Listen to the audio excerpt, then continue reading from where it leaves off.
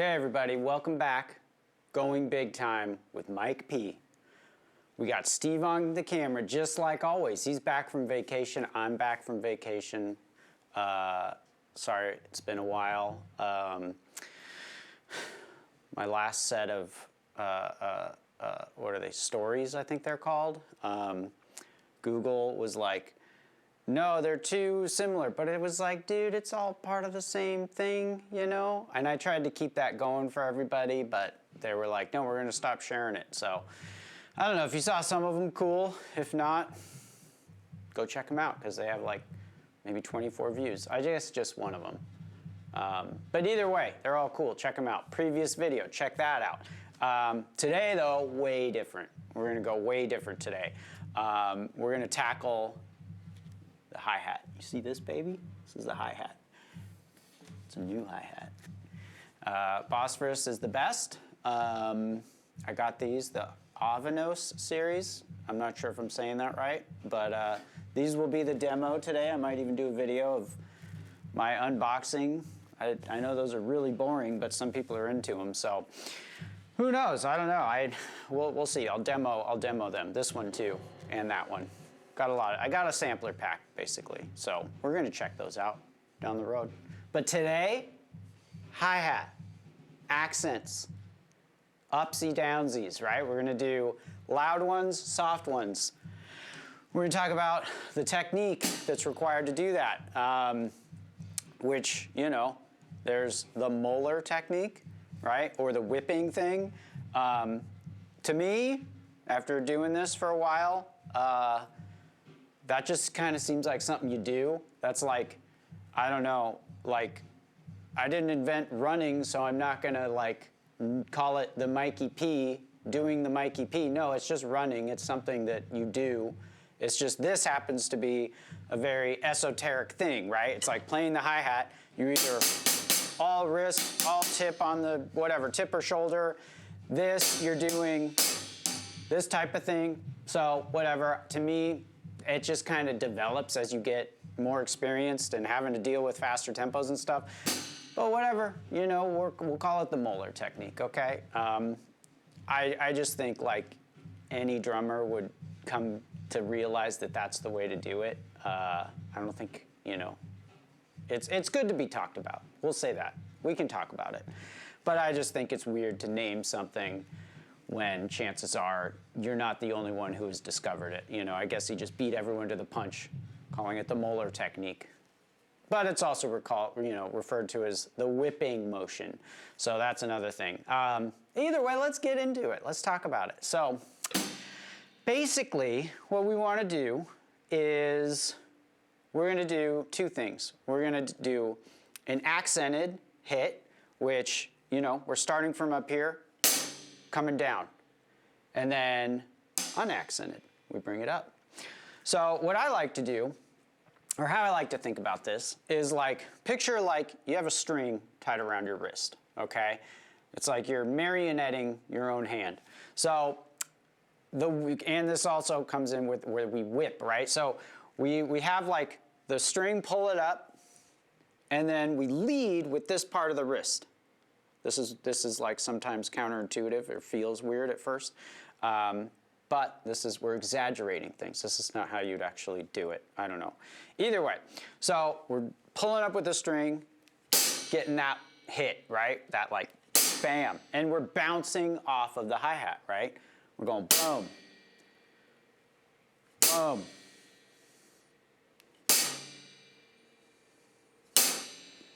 And this goes back to our grip too, right? That's an important thing.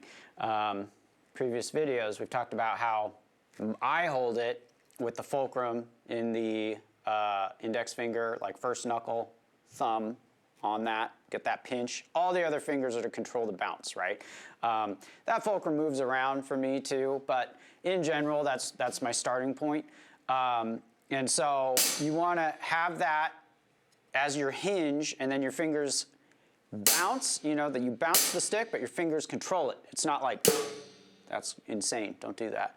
Have your fingers on the stick, right? Even your little pinky. We're not drinking tea, we're playing drums. Tea, drums. Tea, drums. So that's the first hit. Then the second hit, we're just getting that string, pulling up, right? So we're just down, string, pull it up. So we're like, it's like freaking Karate Kid. We're like wax on, not wax on, wax off, but the painting of the fence, you know? If you're a child of the 90s, that's what it was, okay? The crane. So we go up, down, and then up, right? So this hit is more incidental, right? We're just like getting it because of the motion that we're causing, right? So that's automatically going to be a softer note. So down loud, up soft, right? Down loud, up soft. Down, up, down, up. You want to do this slow. You want to get used to it, right? Yeah. So yeah, we got to get that locked in first, and then let's apply it. Segue.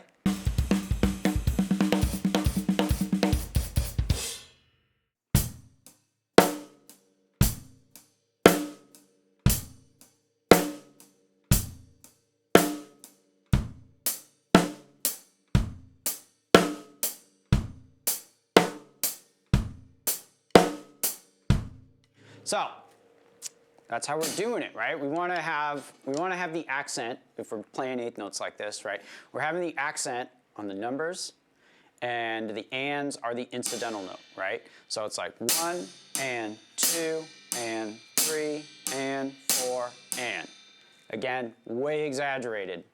That's like so slow we can do it this way. So if you're really playing this slow, you don't need to even do this technique, but we'll get into that. Okay, so that's the first thing. So let's make it a drum beat, right? Like I did right there. So bass drum 1 and 3, snare drum 2 and 4, accent every number.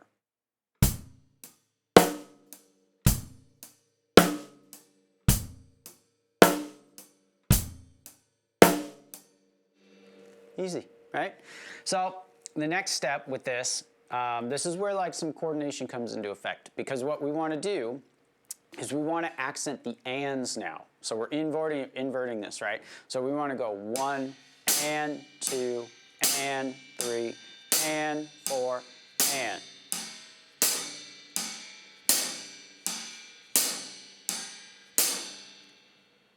Seems easy, right?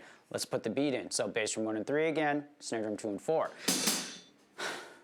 Here's what's tricky though, is we're accenting essentially with our bass drum and our snare drum, but we're not accenting with our right hand. This is where it's coordination, action time, town, extravaganza. Okay, so we need to be aware of our dynamics and fight our initial instincts, right? Because we want to have that dynamics coordination going on. So even though we're hitting hard on the snare, it's that incidental upswing for 2 and 4. Same with 1 and 3, right?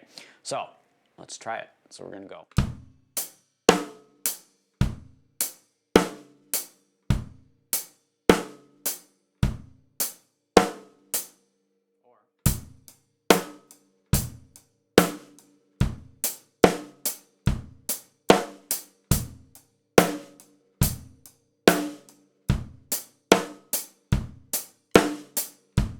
So you kind of have to get out of your own way, you know what I mean?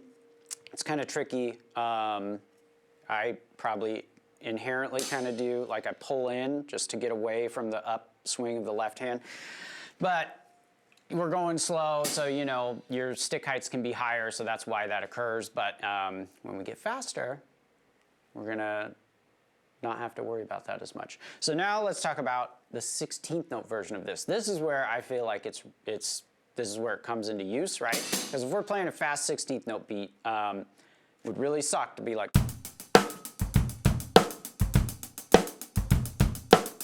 all fingers, like that doesn't feel good, it's not gonna be sustainable. So what we wanna do is employ this technique, right? So since we're going faster, this wrist movement is gonna be severely compressed, right? We're not like, that's gonna be like, that's dumb, don't do that. Don't even try to do that. So we gotta minimize, right? We gotta compress that. So when we're doing 16ths,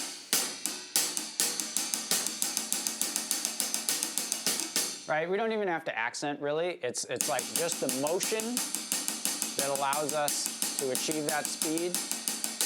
There is still like a groovy feel to it, though, right? And that's why we play around with it. We try to get all aspects of how we're playing this down.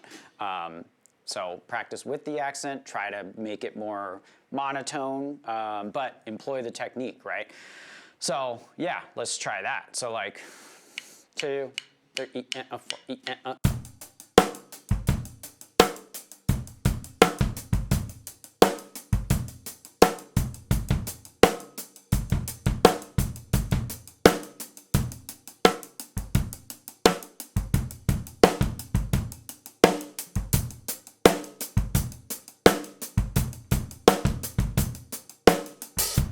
And you can try doing the upbeats with that too. That's like wacky.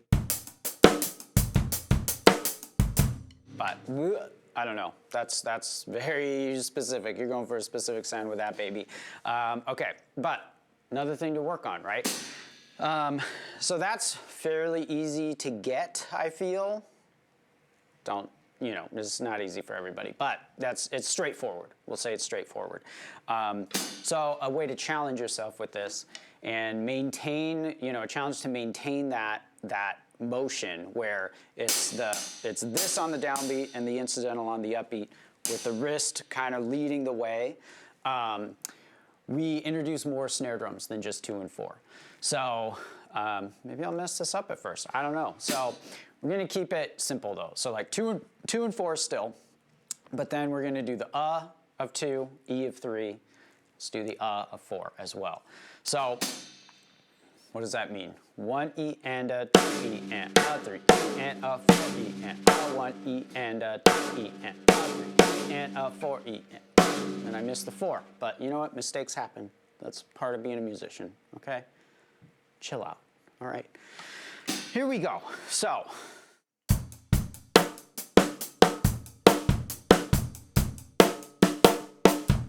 I already messed up.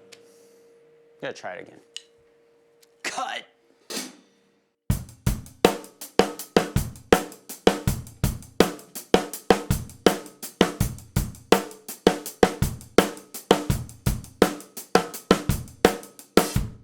Yeah, so that's kind of the idea, right? Is just challenge yourself with those extra hits to kind of see how you can handle introducing that while playing that same moeller technique.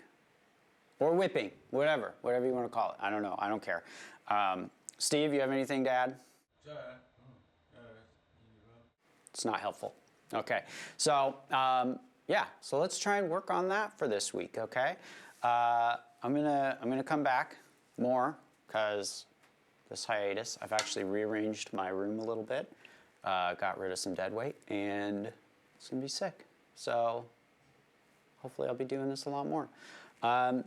Because, you know, I feel like everyone should get a little help going big time.